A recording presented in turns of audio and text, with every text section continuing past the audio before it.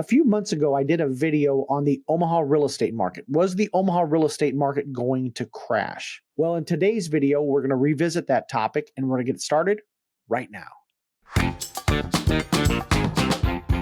Hi, my name is David Matney with Nebraska Realty. I'm a local realtor here in Omaha, Nebraska. Now let's jump into today's topic. Everyone seems to have an opinion about the real estate market. And if you're like me, you watch a lot of videos out there, and there's a lot of channels out there that are no different than the news media, meaning that bad news sells. Now, in the YouTube space, that amounts to subscribers, clicks, views, and money. According to most polls, real estate agents rank near the bottom of honest and ethical professions. So if I produce a video and I say the market's not going to crash, most people, according to the polls, are not going to believe me because I'm a real estate salesperson, and if someone buys or sells a home, I make money. Now, there's a lot of YouTube content creators in the real estate space that are peddling panic with videos saying that the market is going to crash. Now, to their credit, they do very well. They have lots of clicks, lots of views, lots of subscribers, and ultimately that boils down to money. And if you're thinking about buying a home and you believe the market is going to crash, then you're going to have a natural tendency to believe a video that reinforces your original belief. This is called confirmation bias.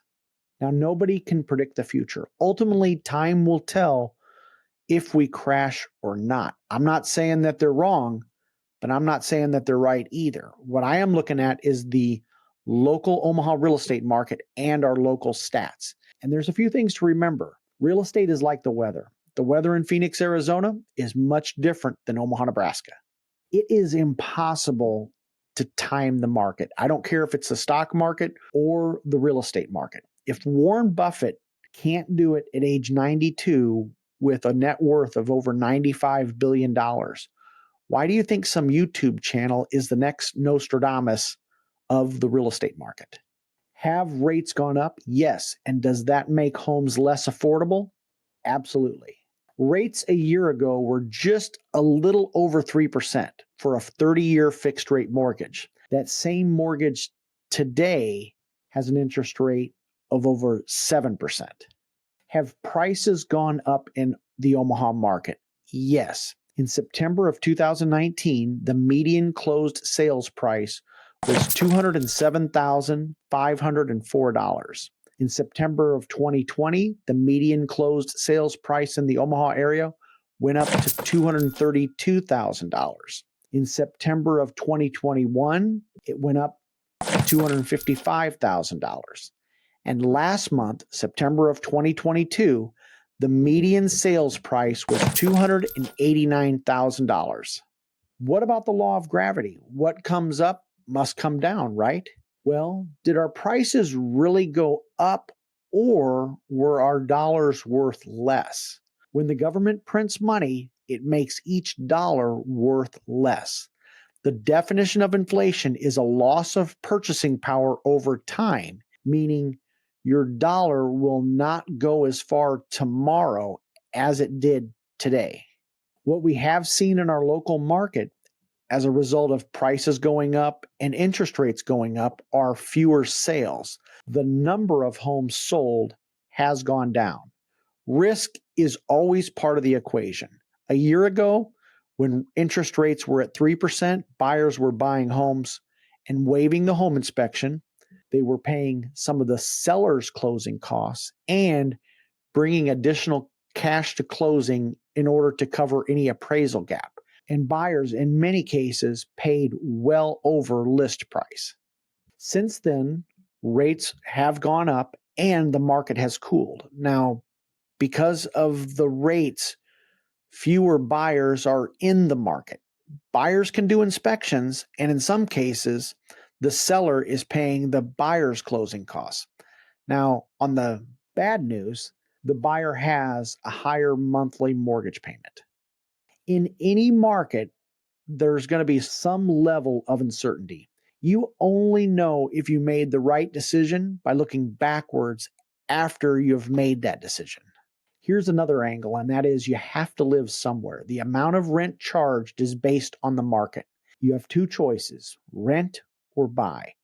Now, I've owned rental property for close to 30 years, and I've had a few rentals for over 20 years, and that's a mistake, but that'll be for in a different video. But for example, I paid $40,000 for a property 20 years ago, and 20 years ago, my rent was $500 a month. Did my rent stay the same for 20 years? And the answer is no. The rent went up with the market. I actually bought that property in August of 2001, right before 9/11. Now, did I panic during 9/11 because I just bought a property? Not at all. I was too busy at the time getting the home painted and getting it ready to rent. And the other bonus is that there wasn't YouTube back then to where I watched videos telling me that the market was going to tank. Let's say the property did go down in value, and let's say it went down 25%. So I bought the property for $40,000, and now a year later it was $30,000. Did it stay down? And I only would have lost money had I sold the property. Now, does every deal work out? No, I've had deals that didn't work out. I mean, nobody is perfect. You want to have more wins than losses. I had one rental where I paid $40,000 for it, and then 12 years later, I sold it for $36,000. Looking back at that one, hey, that was a mistake, but I learned from it, and I won't make the same mistake twice. Lesson number one, it is a long-term investment. And lesson number two, you got to have your financial house in order. Is it going to be an absolutely perfect fit?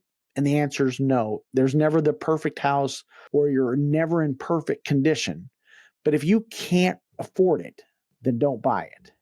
But going back to our market, what's happening is the number of sales are down because interest rates increase and people can no longer afford to buy.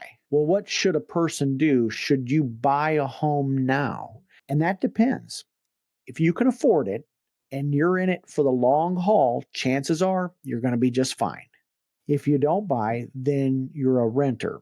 And no matter what, you have to pay somebody.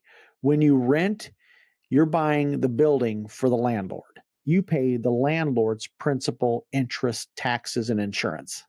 Now, if your situation is temporary, you may be relocating to another city in, let's say, 2 years or less, or maybe your job situation is unstable, or if you don't have money set aside for an emergency, then you should rent. And if you want to learn more about the buying process, hey, be sure to check out this next video and you make it a great day.